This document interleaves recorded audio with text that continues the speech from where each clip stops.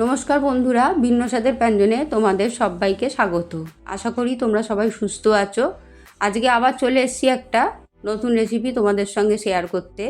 রেসিপিটা হলো মুসুর ডালের। রেসিপিটা কিভাবে বানিয়েছি চলো তোমাদের দেখাই।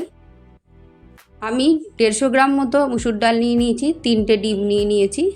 দুটোকেই আমি আলাদা করে সেদ্ধ করে নেব। কড়াতে আমি অল্প করে একটু তেল দিয়ে দেবো। তেলেতে আমি দেব একটা মাঝারি সাইজের পেঁয়াজ কুচোনো, আর 4-5টা রসুন এইভাবে কুচিয়ে নিয়েছি, আর একটা শুকনো লঙ্কা। এটা লাল লাল করে ভাজা হয়ে গেলে দুটো মাঝারি সাইজের টমেটো আমি এইভাবে কুচিয়ে নিয়েছি। এর মধ্যে সামান্য পরিমাণে একটু নুন দিয়ে দেবো। টমেটোটা গলে যাওয়ার পর তারপর আমি এতে একটা মশলা দেব। মশলাটাতে আমি নিয়ে নিয়েছি জিরে, ধনে, লঙ্কা গুঁড়ো, হলুদ গুঁড়ো, সামান্য একটু গরম মশলা গুঁড়ো, সব হাফ চামচ করে নিয়েছি। শুধু হলুদ গুঁড়োটা 1 চামচ নিয়েছি। একটু মশলার বাটিটা ধুয়ে জল দিয়ে দেবো। মুসুর ডালটা যদি এইভাবে রান্না করা যায় খেতে কিন্তু খুব ভালো লাগে। অনেক সময় বাড়িতে মাছ মাংস থাকে না, বা মাছ মাংস থাকলেও খেতে ইচ্ছা করে না, তখন কিন্তু মুসুর ডালটা এইভাবে রান্না করলে খেতে কিন্তু দারুণ লাগে, আর কোনো কিছুর প্রয়োজন হয় না। এটা দিয়েই পুরো ভাত খাওয়া যায়।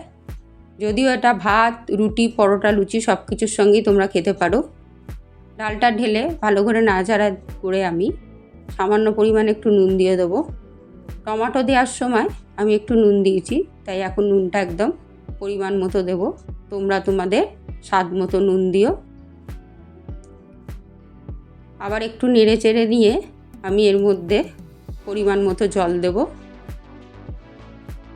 এই রান্নাটা একটু ডালটা থকথকে মতো হয়, তাই জলের পরিমাণটা খুব বেশি দিতে লাগে না। বন্ধুরা, তোমাদের আমার রেসিপিগুলো কেমন লাগে অবশ্যই আমাকে একটু কমেন্টে জানিও। আর তোমাদের রেসিপিগুলো যদি ভালো লেগে থাকে তাহলে অবশ্যই লাইক, শেয়ার আর আমার চ্যানেলটাকে সাবস্ক্রাইব করো। তোমরা পাশে থাকলে আমি অনেক দূর এগোতে পারবো, আর তোমাদের জন্য আবার নতুন নতুন করে রেসিপি নিয়ে আসতে পারবো। ধনে পাতা আর কাঁচা লঙ্কাটা দিয়ে দিয়েছি। এইবারে আমি যে ডিম 3টে নিয়েছিলাম সেগুলোকে এইভাবে 4 পিস করে লম্বা করে কেটে নিয়েছি। ডালে দিয়ে খুব আলতোভাবে নাড়বো, কেননা অনেক সময় কুসুমটা ডালে বেরিয়ে যেতে পারে, তাই খুব সাবধানে নাড়তে হবে। এইভাবে মুসুর ডালটা বাড়িতে রান্না করে অবশ্যই তোমরা খেও, দেখো খেতে কিন্তু ভীষণ ভালো লাগে। নামাবার আগে একটু ঘি দিয়ে নামিয়ে নেব। তাহলে বন্ধুরা, আবার ওই একই কথা, যদি রেসিপিটা ভালো লেগে থাকে তোমাদের অবশ্যই লাইক, শেয়ার করো আর আমার চ্যানেলটাকে সাবস্ক্রাইব করো। সবাই ভালো থেকো, সুস্থ থেকো। ধন্যবাদ।